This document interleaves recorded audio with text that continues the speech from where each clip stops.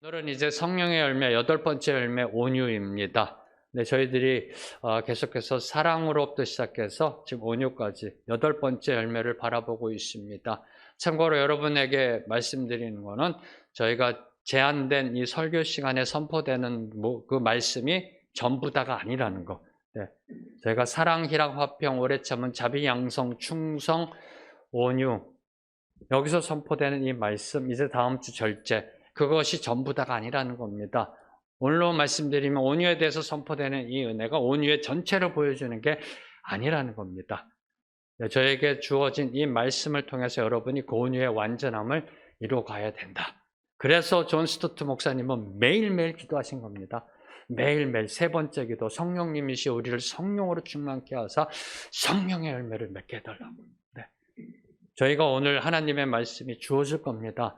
거기서부터 출발해서 성경을 읽음 속에 주님이 주신 말씀에 따라 그 온유함을 완성시켜 나가야 합니다. 언제까지요? 저 하늘나라 갈 때까지. 저 하늘나라 갈 때까지. 자, 오늘의 말씀의 주제는 온유입니다. 그래서 인터넷에 온유를 탁 쳤더니요, 어떤 잘생긴 청년이 나오더라고요. 네. 그래서 온유를 딱 쳤는데 저도 깜짝 놀랐어요. 네. 온유를 딱 쳤는데 잘생긴 청년이 나와요. 아이돌인가 봐요. 네, 그리고 무슨 가수 같은가요? 탤런트인가 했던데 온유라고 나오는데 얼굴도 참 온유스럽게 생겼더라고요. 네, 정말 온유스럽게 생겼더라고요. 네. 그래서 이 온유라는 단어를 성경 속에서 찾으면 특별히 오늘 말씀 이 프라우테스라는 이 온유라는 단어 헬라어는 신약 성경에 최소 11번 사용되어졌습니다. 최소 11번 사용되어졌는데 부드러움, 유순함, 온화함, 겸손함, 관대함 등의 의미로 주로 사용되어졌습니다. 그리고 특별히 베드로전서 3장 16절에서는 이 프라우테스, 헬라어 온유로 번역된 사도 바울께서 온유라는 단어로 사용된 그 단어가 선한 양심으로 번역되어져 있습니다. 그래서 이 쓰여진 이 프라우테스라는 단어가 쓰여진 이 문맥들을 살펴서 보면은 온유한 사람은 온화하고요, 부드러우며 자신을 낮추고 강포하지 않습니다. 그리고 오래 참으며 웬만한 일에 화를 내거나 마음에 상처받지도 않고요. 심지어 악을 행하는 자들에게도 미움과 증오와 복수심을 내려놓고 모든 것을 하나님께 맡기며 살아가는 사람임을 저희들이 알 수가 있습니다. 이런 사람은 겉으로 보기에는 나약하고 소극적이며 무기력해 보일 수도 있습니다. 어떨 땐 바보라는 소리도 듣습니다. 그러나 내면적으로는 하나님을 향한 굳건한 믿음이고요. 그리고 선한 양심의 지조가 있는 외유내강의 사람, 외유내강의 사람이 바로 온유한 사람임을 성령의 문맥을 통해서 저희들이 알 수가 있습니다. 한마디로 온유한 사람은 부드러운 사람입니다. 부드러운 사람이면서 동시에 약하지 않은 사람. 부드러운 사람이면서 결코 약하지 않은 사람. 바로 이것이 온유한 사람입니다. 그래서 저는 이 온유한 사람을 묵상하면서 딱 내린 결론이 물 같은 사람이다. 네, 물 같은 사람이다. 네, 물렁물렁 물 같은 사람 그런 뜻이 아니라요. 특별히 이 물이라는 특성에 대해서 이 노자, 동양 철학자 노자가 이렇게 설명을 하고 있습니다. 이 세상에는 물처럼 부드럽고 유연한 것도 없다. 맞습니다. 그렇죠? 또 한편 물처럼 강하고 큰 힘을 지닌 것도 없다. 바로 이것이 온유의 속성이 아닌가 생각합니다. 그러면서 놀란 것이 온유라는 단어, 영어 단어에 보면 meek라는 단어가 있습니다. M-E-E-K. 온유하다, 온순하다. 이 영어 단어의 어원을 찾아봤더니 호수, 물이라는 의미가 있더라고요. 네, 호수, 물이라는 의미. 그래서 온유한 사람은 물 같은 사람이다. 바로 이것이 성경이 말하고 있는 온유한 사람입니다. 자, 그러면은 이제 온유가 무엇이고 온유한 사람이 무엇인지를 성경을 문맥 통해서 저희들이 알았습니다. 정의를 내렸습니다. 온화하다, 온순하다, 부드럽다, 오래 참는다, 강포하지 않는다, 겸손하다, 다른 사람을 먼저 생각한다. 이런 사람이 온유한 사람이다. 그러면 이런 사람이 살아가는 삶의 모습은 어떤 모습인가? 네. 적용적인 모습. 저희들이 온유가 무엇이고 정의를 내리고 온유한 사람이 무엇인 정의만 내린다면은 아직도 저희들은 추상적인 관념 속에 살아갈 수밖에 없다는 겁니다. 온순한 사람, 부드러운 사람, 다른 사람을 먼저 생각하는 사람, 웬만해서 화를 내지 않는 사람, 그런 사람은 과연 어떻게 살아가는가? 네. 실제적인 삶의 모습은 어떤 모습인가를 저희들이 봐야 그 모습을 따라갈 수 있고요. 본받을 수 있는 겁니다. 그래서 오늘 말씀 속에서는 네 가지의 모습만 저희들이 살펴보며 은혜 받고자 합니다. 첫째, 온유한 사람은 늘 항상 하나님 안에 거하는 사람입니다. 늘 항상 하나님 안에 거하는 사람, 하나님과 동행하는 사람이 온유한 사람임을 알 수가 있습니다. 성경을 보면은 온유한 사람으로 소개되는 사람이 있습니다. 온유라는 단어로 소개되는 사람이 있습니다. 구약에서 한 사람, 신약에서 한 분. 네, 신약에서 한 분이라 보니까 딱 아시겠죠, 누구신지. 네. 구약의 민수기 12장 3절을 보면은 하나님이 직접 이렇게 선포하십니다. 모세의 온유함이 이 세상의 모든 사람보다 뛰어나다. 네. 모세의 온유함이 이 세상의 모든 사람의 온유함보다 더 뛰어나다라고 하나님이 직접 모세의 온유함을 인정하며 선포하고 계십니다. 온유라는 단어로 소개된 사람은 모세밖에 없습니다. 신약을 보면은요, 마태복음 11장 29절에 보면은 예수님이 직접 말씀하십니다. 나는 온유하고 겸손하다. 네. 예수님의 온유하심을 강조하고 계십니다. 바로 이 성경에서 온유한 사람으로 소개되어지는 대표된 구약에서의 모세, 신약에서의 예수님, 그 공통점이 뭘까요? 예수님은 늘 항상 하나님과 함께 하셨습니다. 늘 항상 기도로 나아가시고 늘 항상 하나님과 교제하시고 늘 항상 하나님과 함께 하셨습니다. 모세도 늘 항상 하나님과 대면하였다라고 성경은 기록하고 있습니다. 늘 항상 하나님과 face to face 대면했던 사람이 모세라는 겁니다. 늘 항상 하나님께 나아갈 때 온유한 삶을 살 수 있음을 이 모세와 예수님의 이 삶을 통해서 저와 여러분이 볼 수가 있는 겁니다. 하나님 앞에 나아갈 때 나타나는 두 가지 현상이 있습니다.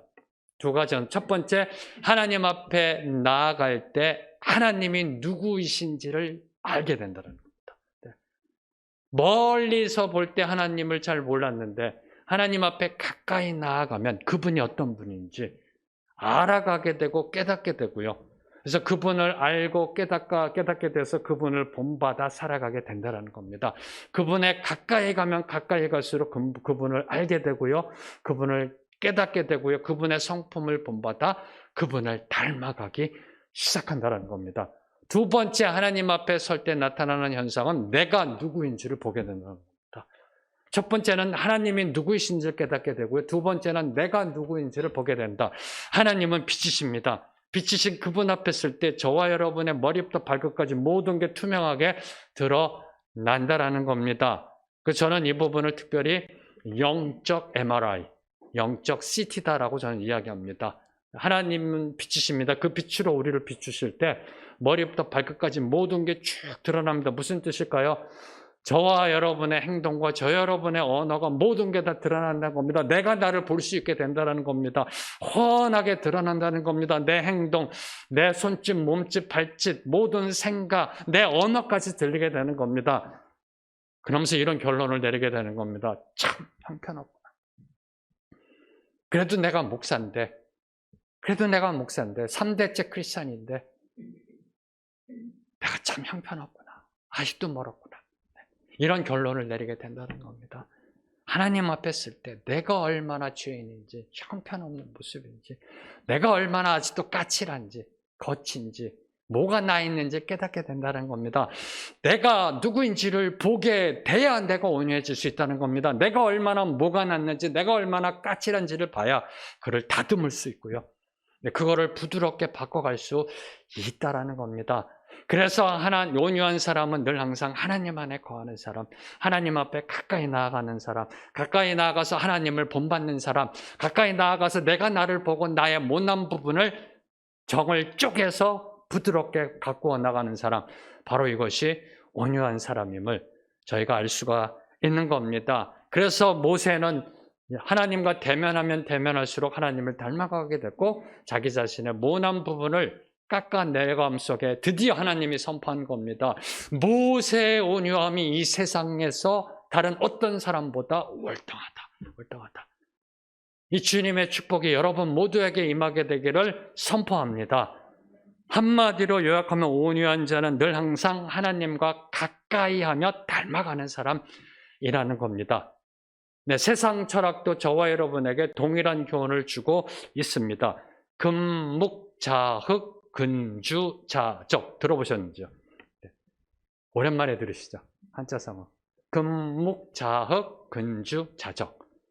네, 제가 학창 시절에 한자 시험에 늘 항상 나오던 시험 문제입니다. 네. 먹을 가까이 하면 검어진다. 네. 붉은색을 가까이 하면 붉게 물든다. 무슨 뜻일까요? 누구와 함께 지금 동행하느냐가 나의 모습을 만들어 간다는 겁니다. 그러면서 제가 감동받은 거는요. 감동받은 건 동양의 철학자, 또 다른 철학자인 그 공자. 오늘은 노자의 말씀, 공자의 말씀, 동양 철학자의 말씀이 많이 나오는데요. 공자의 가르침을 보면 이런 말씀이 있습니다. 전 너무 은혜 받았거든요, 이 말씀이요. 네. 착한 사람과 함께 있으면 마치 향기 그윽한 난초가 있는 방에 들어간 것과 같다. 네, 너무 표현이 멋있어요. 착한 사람과 함께 있으면 그 향기가 좋은, 향기가 그윽한 난초가 있는 방에 들어간 것과 같다. 근데 그와 함께 오래 지내면 그 향기는 맡을 수 없게 된다. 지나면 당연해져서요. 네, 맡을 수 없게 되지만 자연히 그에게 동화되어 착한 사람이 된다. 그러나 악한 사람과 같이 있으면 마치 악취가 풍기는 절인 어물을 파는 가게에 들어간 것과 같다. 네. 악취가 풍기는 썩는 냄새 나는 생선, 네. 그 절인 어물을 파는 가게에 들어간 것과 같다. 그러나 그곳에 그와 함께 오래 지내면 그 악취는 이제 맡지 못하게 된다는 거죠. 시간이 지나면 오래 지나면 비록 그 악취는 맡지 못하게 될지라도 그에게 동화되어 악한 사람이 된다. 사랑하는 성도 여러분, 여러분은 지금 누구와 동행하고 계시는지요? 여러분의 24시간 365일 주로 누구와 함께 대화하고 누구와 함께 교제하며 누구와 함께 인생을 보내고 계시는지요? 여러분이 함께 보내는 그 사람, 그분이 여러분의 모습을 결정지게 될 겁니다. 여러분의 성품을 좌우하게 될 줄로 믿습니다.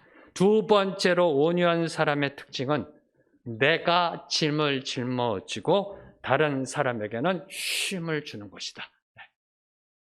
짐을 내가 짊어지고 다른 사람에게는 안식과 쉼을 주는 것이 바로 온유한 사람의 모습임을 선포하고 있습니다. 마태복음 11장 29절에서 30절 말씀. 두 절 말씀 함께 읽겠습니다. 시작. 나는 마음이 온유하고 겸손하니 나의 멍에를 메고 내게 배우라. 그리하면 너희 마음이 쉼을 얻으리니 이는 내 멍에는 쉽고 내 짐은 가벼웁니다 하시니라. 예수님이 선포하십니다. 내 마음은 온유하고 겸손하다. 그러니 이 온유하고 겸손한 이것을 누리기 위해서는 나의 멍에를 메라. 내게 와서 배우라. 근데 그 멍에는 가볍고 쉽다. 너희가 안식을 누릴 수 있는 멍에다라고 예수님이 선포하고 계신 겁니다. 누구에게 선포하시나요? 누구에게 선포하시나요? 수고하고 무거운 짐진 자들아. 수고하고 무거운 짐진 자들아. 누구인가요? 바로 나입니다. 바로 우리들입니다. 이 세상을 살아가며 아직도 죄악 속에 수고하고 무거운 짐진 자들, 저와 여러분을 향해 선포하시는 말씀입니다. 그 어떤 누구도 예외 없이 저와 여러분을 향한 선포입니다. 수고하고 무거운 짐진 자들아, 공중 권세 잡은 자가 다스리고 있는 이 땅에서 성화를 이루어가며 힘들게 그 연단의 고난을 겪으며 정금같이 나아가는 저와 여러분을 향해 말씀하시는 겁니다. 내가 온유하고 겸손하니 내 멍에를 메라. 그리고 내게서 배우라. 온유하고 겸손하게 살아가라. 근데 그 멍에는 절대 무거운 게 아니다. 안식을 누릴 수 있는 그런 멍에다라고 말씀하고 계시는 겁니다. 이 말씀 속에 저희들이 먼저 깨달아야 될 거 온유와 겸손은 같이 간다는 겁니다. 성경 말씀 속에 수많은 말씀들이 온유와 겸손이 같이 갑니다. 이따 저희들이 에베소서 말씀도 볼 텐데요. 같이 갑니다. 온유와 겸손이 같이 갑니다. 무슨 뜻이냐? 온유와 겸손은 동전의 양면이라는 겁니다. 겸손은 마음을 이야기하는 거고요. 그 겸손한 마음에서 나타나는 행위의 모습이 온유라는 겁니다. 다시 말씀드리면 겸손은 온유의 뿌리라는 겁니다. 다시 말씀드리면 온유는 겸손한 마음으로부터 나오는 것임을 성경은 증명하고 있는 겁니다. 그리고 그 온유하신 예수님의 성품을 담기 위해서, 온유하신 그 예수님의 성품을 담기 위해서는 예수님의 멍에를 매야 된다. 예수님의 멍에를 매야 됨을 성경은 선포하고 있습니다. 자, 예수님의 멍에를 맨다는 건 뭘 의미할까요? 멍에가 뭘까요?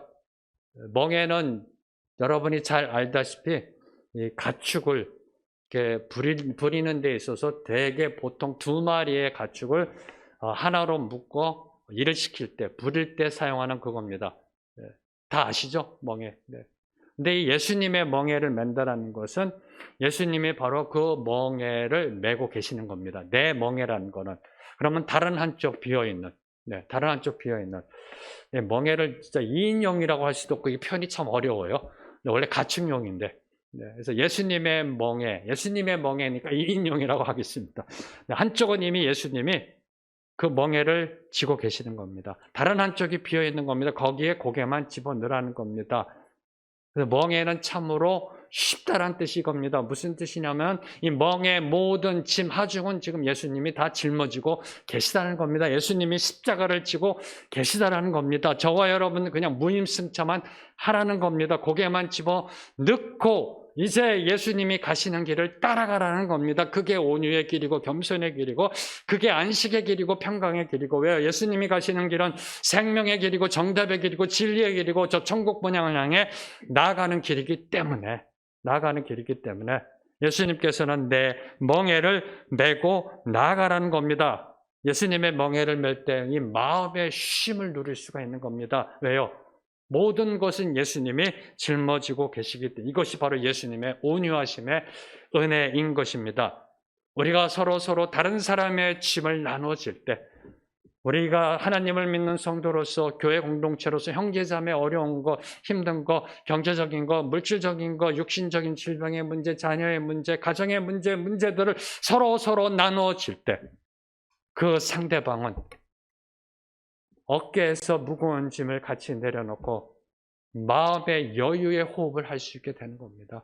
함께 짐을 지고 나아갈 때 그 마음의 쉼을 누리게 되고 다시 일어설 수 있는 회복의 은혜로 나아갈 수 있는 겁니다. 바로 이것이 온유한 자의 모습임을 성경은 저와 여러분에게 선포하고 있는 겁니다. 20세기 인도의 기독교 성자가 한 분 계십니다. 인디아. 기독교 성자 사두 선다싱이라는 분이 계십니다. 아마 들어보신 분도 계시고요. 책으로도 나와 있습니다. 사두라는 거는 인도 말로 이렇게 돌아다니면서 진리를 전하는 구도자라는 의미입니다. 쉽게 말하면 복음 전도자입니다. 그래서 이 사두라는 선다싱이라는 사두 성자가 계셨었는데, 이 선다싱이 어느 날 이 히말라야 산길을 내려오고 있었습니다. 그래서 인도는 이 히말라야 위쪽은 히말라야 산맥이어서요. 그래서 히말라야 산맥 그 길을 어떤 사람과 함께 동행하며 내려오고 있었는데, 길을 가다 보니 추위에 쓰러진 한 사람을 발견합니다. 그래서 이 선다싱은 함께 동행하는 사람에게 이 쓰러진 사람을 함께 부축해서 함께 같이 내려가자라고 제안합니다. 근데 그 사람은 거절합니다. 왜냐하면 히말라야의 그 매서운 추위와 미끄러운 그 눈길에 쓰러진 사람을 부축하고 가다가 자기 자신도 실족하여 혹시라도 해를 당할까봐 거절하고 혼자 내려갑니다. 그래서 선다싱은 하는 수 없이 그 쓰러진 사람을 혼자 부축하며 조심조심 산길을 내려갑니다. 한참을 그렇게 내려가다가 앞서 그 부축해서 내려가자는 걸 거절하고 했던 그 사람이 쓰러져 있는 것을 발견합니다. 그 사람은 혼자 산길을 내려가다가 혹한의 맹추위를 견디지 못해 정신을 잃고 쓰러졌던 겁니다. 그러나 선다싱은 쓰러진 사람을 부축하고 오느라 땀을 뻘뻘 흘리면서 살아날 수 있었음을 그 책에서 이야기하고 있습니다. 선다싱에 관한 그 책에서요. 근데 그 다음에 이제 이 이야기를 들은 그 선다싱의 제자들이요. 그 스승인 선다싱에게 이렇게 질문합니다. 선생님, 무엇이 인생에서 가장 어려운 일입니까? 무엇이 가장 힘든 일입니까? 라고 질문합니다. 그러자 선다싱이 이렇게 대답했다고 합니다. 상당히 인도스럽습니다. 대답이 상당히 철학적인 인도스러운데요. 이렇게 대답했다고 합니다. 인생에서 가장 어려운 것은 지고 갈 아무런 짐이 없는 것이다. 가장 힘든 인생은 지고 갈 아무런 짐이 없는 것이다. 없는 것이다. 아마도 선다싱은 그 히말라야 산맥에서 내려온 그 경험 속에 아마도 이러한 대답을 했을 것으로 추정됩니다. 사랑하는 성도 여러분, 지금 여러분 어떤 짐을 지고 가고 계시는지요? 네. 어떤 짐을 지고 가고 계시는지요? 세상 짐 아니면 십자가. 세상 짐 아니면 십자가. 세상 모든 짐을 내려놓고 예수 그리스도의 십자가를 지고 가는 것이 저와 여러분에게 주어진 하나님의 소명입니다. 하나님의 소명입니다. 십자가의 짐을 짊어지고 가야 합니다. 왜요? 그래야 하나님을 의지하게 됩니다. 그래야 하나님을 신뢰하고 하나님을 찾게 되고요. 하나님을 의지하게 됩니다. 그리고 십자가의 짐을 지고 갈 때, 하나님을 의지하며 나아갈 때 그분의 은혜를 받게 된다는 겁니다. 그분의 섭리의 은혜, 섭리의 은총을 받게 된다는 겁니다. 이 부분이 상당히 중요합니다. 저와 여러분이 예수 그리스도를 믿는 하나님의 성도로서 서로의 아픔과 고통과 어려움을 모른 척하지 않고 함께 그 짐을 나눠주고 갈 때, 그리스도의 사랑으로 함께 그 짐을 나눠주고 갈 때 우리는 하나님을 의지할 수밖에 없습니다. 췌장암, 유방암, 림프종암, 혈액암, 저희가 어떻게 할 수 있나요? 서로 나눠지고 기도할 수밖에 없는 겁니다. 하나님의 전지전능하신 그 능력 앞에 기도하며 그분을 의지하며 기도할 수밖에 없는 겁니다. 함께 그 짐을 나눠주며 함께 나아갈 때 주님의 은혜가 임하게 되어 있다는 겁니다. 이 은혜를 받는 것, 이것이 바로 온유라는 겁니다. 서로의 짐을 나눠주고 십자가를 지면서 사랑으로 서로 짐을 나눠줄 때 하나님의 십자가의 은혜가 임한다는 겁니다. 이 은혜가 임해야 우리가 온유해진다는 겁니다. 왜요? 그분의 은혜를 받을 때 우리의 굳은 마음이 부드러워지고 우리의 거친 마음이 온화해지니까. 그분의 은혜를 맛보아 알아야 그분의 인자하심과 선하심이 나의 삶 속에 드러나니까. 그래서 온유한 사람의 삶의 모습을 보면 짐은 내가 지고 다른 사람에게 쉼을 제공하는 사람, 서로 짐을 나눠주면서 함께 가는 그런 십자가의 온유의 능력이 여러분 모두의 삶 속에 선포되기를 주님의 이름으로 선포합니다. 세 번째, 온유는 성령이 하나 되게 한 것을 지키는 영적 능력입니다. 다시 말씀드리면 온유는 화목의 능력이다. 온유는 분열과 갈등이 아니라 연합과 일치를 일으키는 화목의 능력임을 선포하고 있습니다. 에베소서 4장 1절에서 3절 말씀 함께 읽겠습니다. 시작. 그러므로 주 안에서 갇힌 내가 너희를 권하노니 너희가 부르심을 받은 일에 합당하게 행하여 모든 겸손과 온유로 하고 오래 참음으로 사랑 가운데서 서로 용납하고 평안에 매는 줄로 성령이 하나 되게 하신 것을 힘써 지키라. 이미 저희가 연초 베델 기도회 때 은혜 받았던 말씀입니다. 사도 바울께서는 이렇게 선포하십니다. 너희가 부르심을 받은 일에 합당하게 행하여 모든 겸손과 온유로. 무슨 뜻일까요? 하나님의 부르심을 받은 저와 여러분에게 반드시 필요한 것은 온유와 겸손이라는 겁니다. 한 사람도 예외 없이 저와 여러분은 온유와 겸손함의 성품으로 나아가야 한다는 겁니다. 하나님의 부르심을 받은 성도들, 그 부르심의 뜻대로 행하기 위해서는 온유와 겸손이 있어야 되고요. 그리고 오래 참음으로 사랑하며 용납하며 평안에 매는 줄로 성령이 하나 되게 한 것을 지키라. 무슨 뜻일까요? 하나님의 부름받은 저와 여러분의 그 온유의 열매가 성령이 하나 되게 하신 것을 지키는 능력이라는 겁니다. 하나됨, 연합, 일치를 이루는 겁니다. 온유는 하나됨을 만든다는 겁니다. 온유는 서로 용납하며 이해하며 하나됨으로 나아가는 능력이라는 겁니다. 다시 말씀드리면 온유는 분열과 갈등을 막아내고요. 그리고 그 어떤 비판과 정죄와 적대감 등에서도 참고 견디며 화목을 유지하는 능력이라는 겁니다.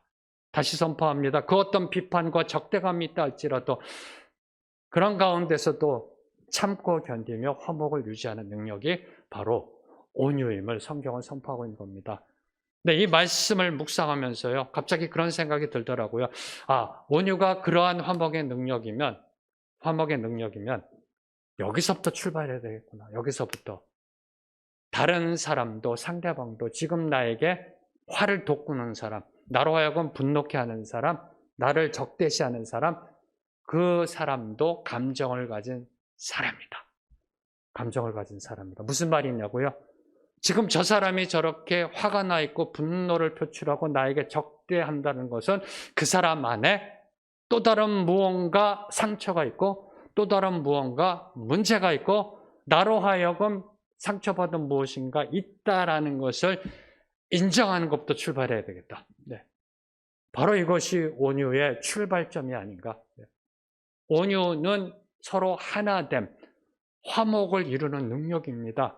근데 화목을 이루는 능력이 온유한 마음은 다른 사람을 살펴보는 마음으로부터 출발한다는 겁니다. 내가 온유하기 위해서는 다른 사람이 어떤 상황에 있는지, 다른 사람도 감정이 있다는 걸 인정해주고, 왜 저럴까?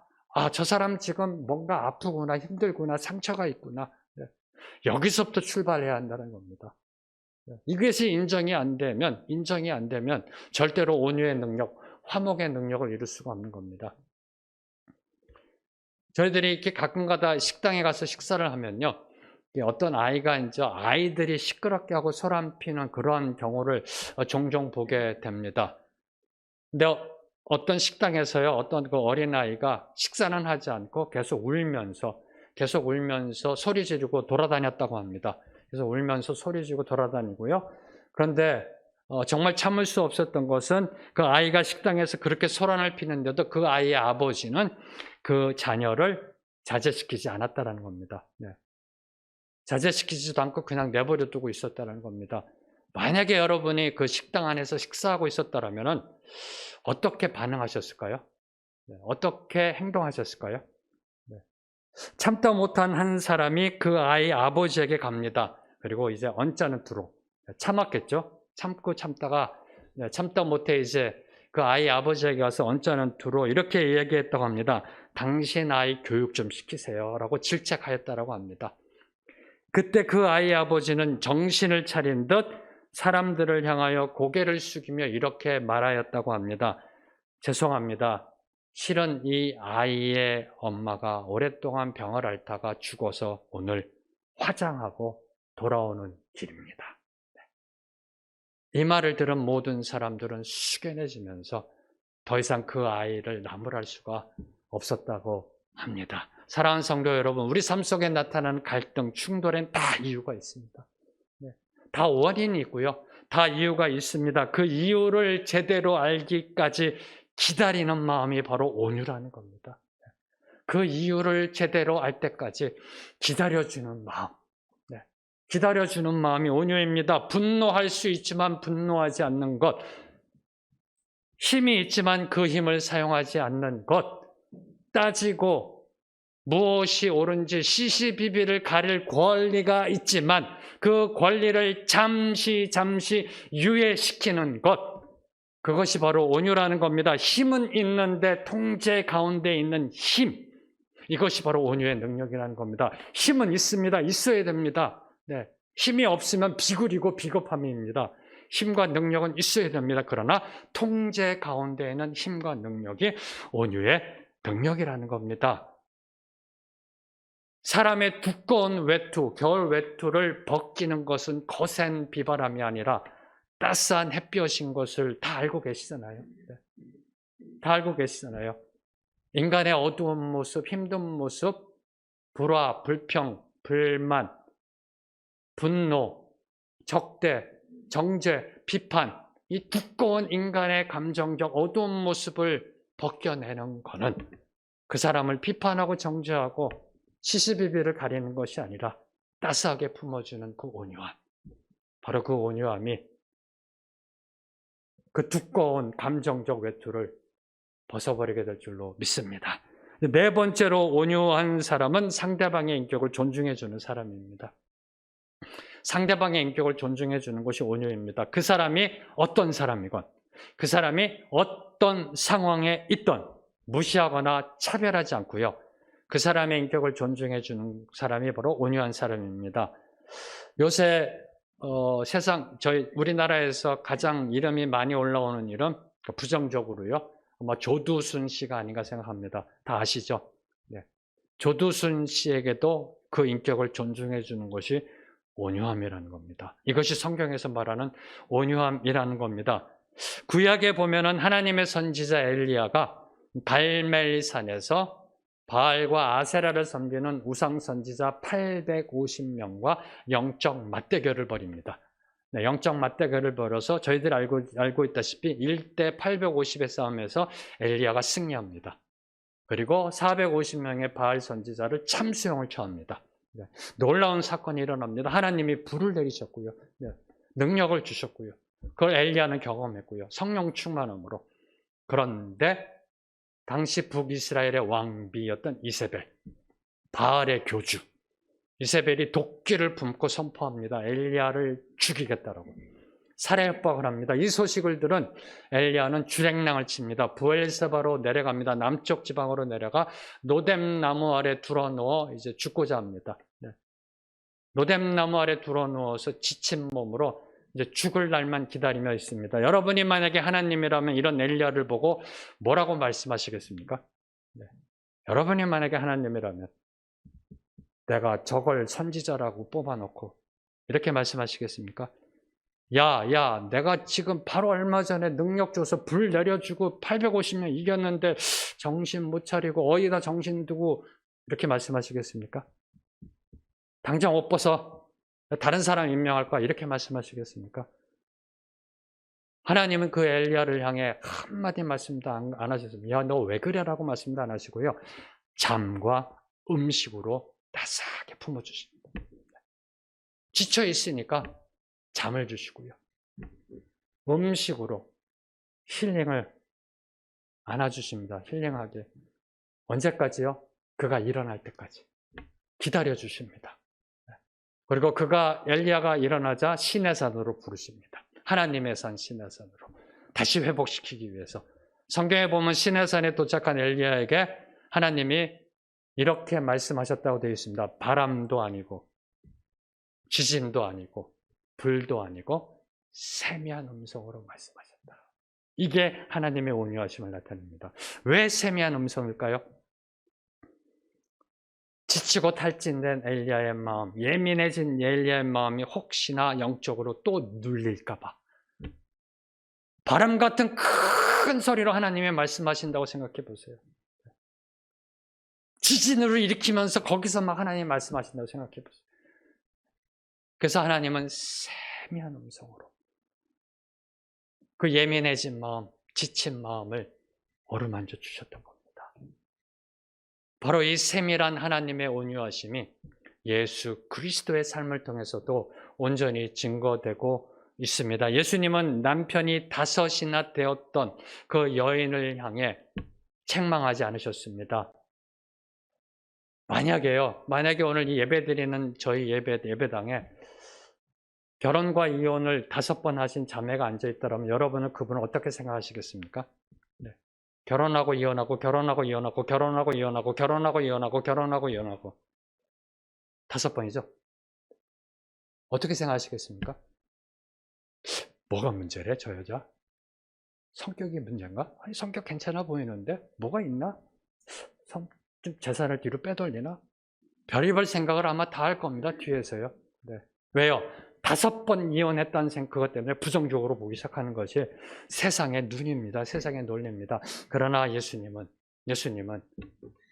그 5번이나 남편이 다섯이나 되었던 사마리아 여인을 책망하지 아니하시고요.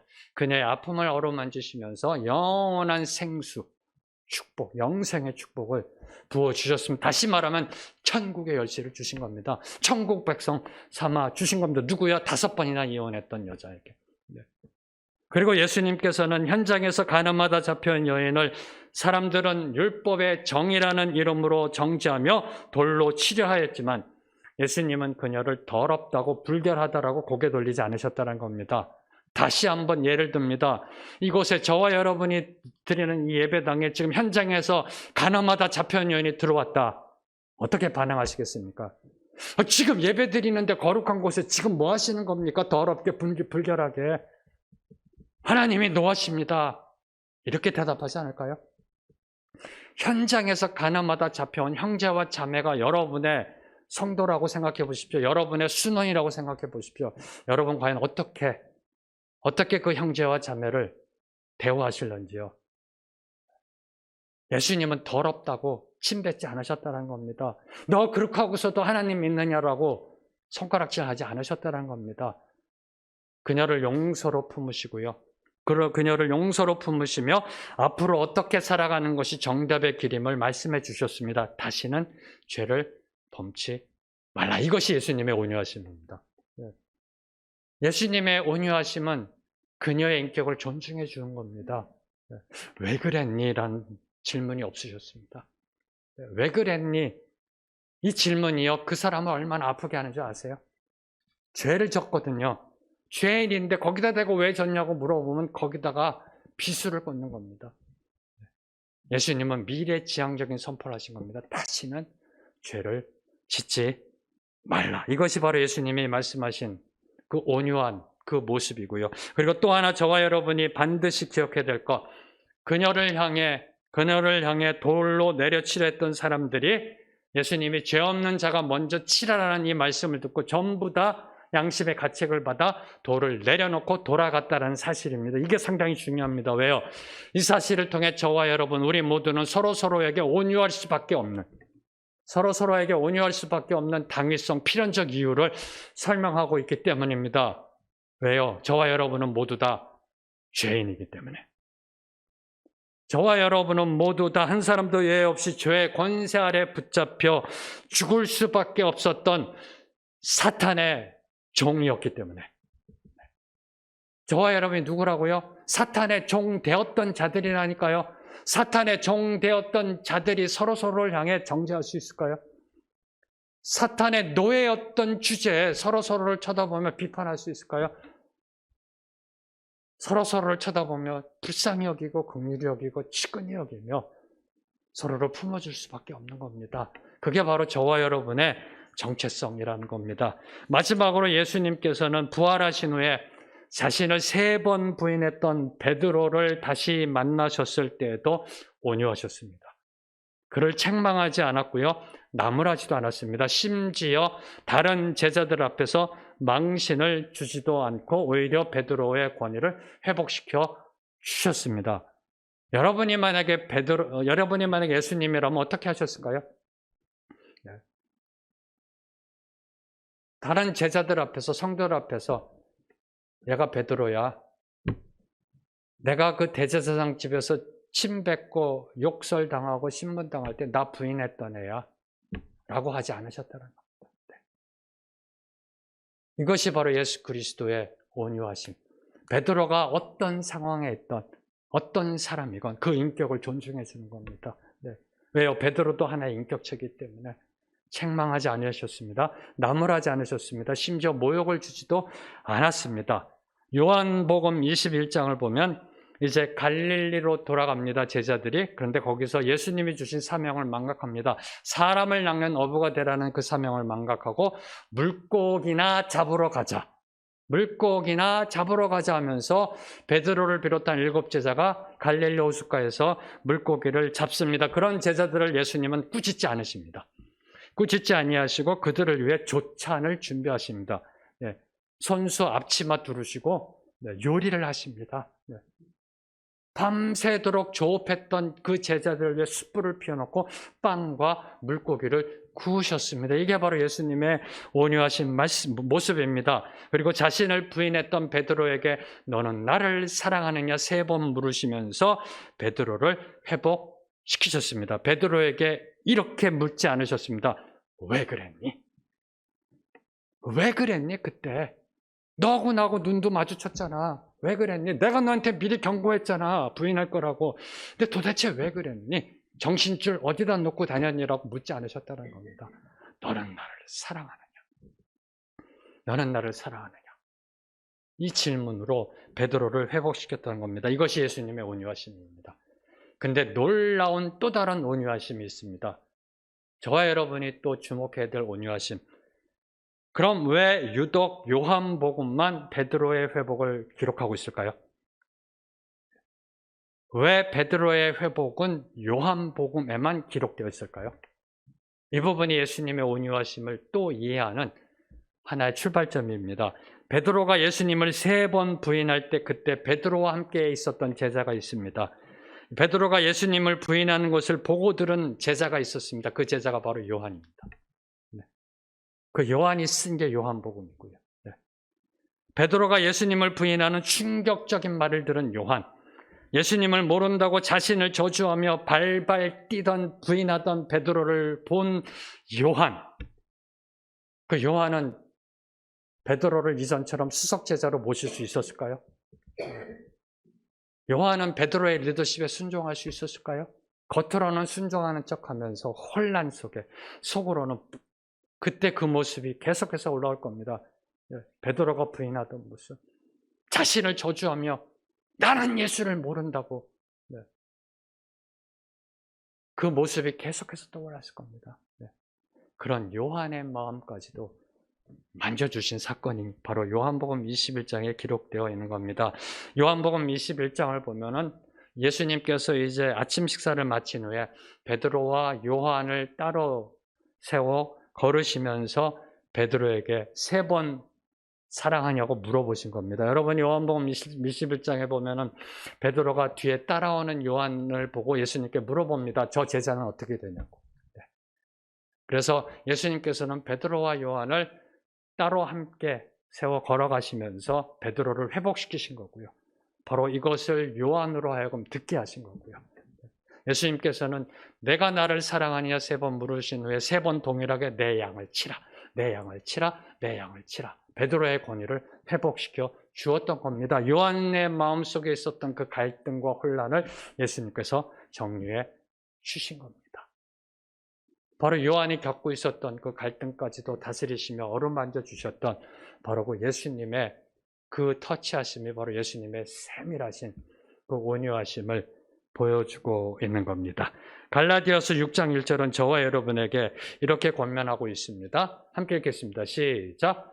형제들아, 사람이 만일 무슨 범죄한 일이 드러나거든 신령한 너희는 온유한 심령으로 그러한 자를 바로잡고, 첫 번째 그러한 자를 온유하게 대해주고, 두 번째 너 자신을 살펴보아 너도 시험을 받을까 두려워하라. 두려워하라. 사랑하는 성도 여러분, 만약에 여러분이 돌을 벽에 던지면 벽이 어떻게 되나요? 벽에 돌을 던지면 벽이 깨지거나 금이 갑니다. 만약에 돌을 물에 던지면 어떻게 되나요? 잠깐의 파장은 있지만 곧 잔잔해집니다. 바로 이것이 온유라는 겁니다. 바로 이것이 온유라는 겁니다. 앞에서 제가 서두에서 말씀드렸던 것처럼 온유한 자는 물 같은 사람이다. 돌을 물에 던지면 잠깐의 파장은 있습니다. 감정의 변화, 움직임이 있습니다. 그러나 곧 잠잠해지는 것. 이것이 바로 온유한 자의 모습입니다. 우리 마음이 벽처럼 강하고 단단하면 상처나기 쉽습니다. 깨어집니다. 금이 갑니다. 그러나 우리 마음이 물같이 온유하면 그 어떤 외부의 충격도 다 흡수해버립니다. 모든 걸 다 포용하게 되어 있다는 겁니다. 그래서 우리 자신을 위해서라도 우리의 마음밭을 온유한 마음으로 만들어가야 한다는 겁니다. 상대방을 위해서뿐만 아니라 우리 자신을 위해서도 우리 마음밭을 온유하게 만들어가야 된다는 겁니다. 어떻게 해요? 어떻게 온유하게 만들어갈 수 있을까요? 오늘 본문 말씀 에스겔서 36장 26절 말씀, 본문 말씀 함께 읽겠습니다. 시작. 또 새 영을 너희 속에 두고 새 마음을 너희에게 주되 너희 육신에서 굳은 마음을 제거하고 부드러운 마음을 줄 것이며, 새 영이 우리 안에 들어올 때 우리 굳은 마음이 제거되고 부드러운 온유한 마음이 된다. 뭘 의미할까요? 성령의 열매는, 이 온유는 성령의 열매이다. 이 온유는 성령의 열매이다. 성령으로 살고 성령으로 행할 때 주어지는 열매임을 오늘 말씀은 선포하고 있는 겁니다. 사도 바울께서는 강조하고 계시는 겁니다. 온유해지기 위해서는 성령 안에 거해야 됩니다. 온유해지기 위해서는 다른 말로 하면 예수님과 늘 동행해야 한다는 겁니다. 예수 그리스도와 동행하며 그분 꼭 손 붙잡고 나아가야 한다는 겁니다. 이러한 자가 온유한 자의 삶을 살 수 있다는 겁니다. 그래서 저는 다시 한번 선포합니다. 사랑하는 성도 여러분, 하나님과의 동행 큐티, 다시 큐티 노트를 여십시오. 다시 매일매일 하나님 앞에 큐티함으로 하나님과 24시간 동행할 수 있도록 발버둥 치십시오. 네, 여러분을 훈련시키고 단련해서 예수 그리스도 동행해야 합니다. 그래야 온유한 사람이 됩니다. 그래야 언어가 달라집니다. 그래야 우리의 눈빛이 달라집니다. 우리의 말하는 태도, 행동이 달라집니다. 다른 사람을 대하는 태도가 달라지게 됩니다. 하나님으로부터 칭찬받게 됩니다. 여러분의 온유함이 이 세상 모든 사람들보다 더 뛰어나다라는 그런 칭찬을 받게 됩니다. 언제요? 그분과 동행할 때. 그분과 동행할 때 우리는 온유해지고요. 그분과 동행할 때, 온유해질 때 우리의 가장 드러나는 두드러진 특징이 운전 습관이 바뀐다는 겁니다. 네. 온유를 측정할 수 있는 가장 대표적인 그 지표가요, 운전입니다. 운전. 여러분이 얼마나 온유해졌는가는요, 운전하다가 누가 쑥 들어왔을 때 여러분이 어떻게 반응하는가. 어떻게 반응하는가가 여러분이 얼마만큼 온유한가를 나타내는 그 지표가 된다는 겁니다. 예수님과 함께 동행하는 사람은 온유함으로 반응하게 되어 있습니다. 깜짝이야, 뭐가 바쁜가 보다. 네.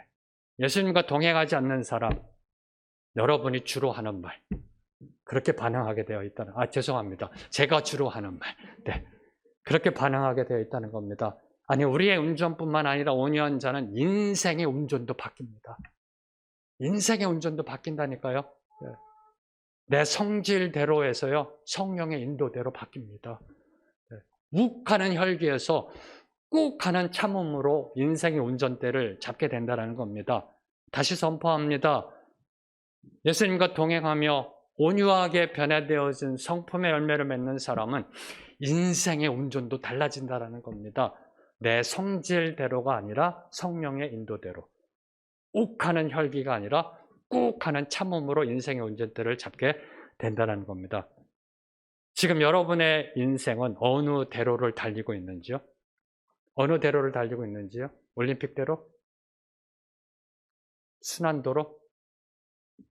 어느 대로를 지금 여러분의 인생은 달리고 계신지요? 내 성질대로, 제멋대로, 아니면 성령의 인도대로, 아니면 제대로. 어느 대로를 지금 여러분의 인생은 달리고 있는지요? 오늘 말씀을 정리하며 저는 이 찬양이 생각났습니다. 예수를 닮아야 되겠다. 네. 온유해지기 위해서는 다른 방법이 없다. 예수와 동행하며 예수를 닮아야 되겠다. 내 삶의 소망, 내가 바라는 한 분, 그분을 닮아야 되겠다. 온유하고 겸손하신 성품을 가진 그분, 예수 닮기를 소망하며 함께 찬양하시겠습니다.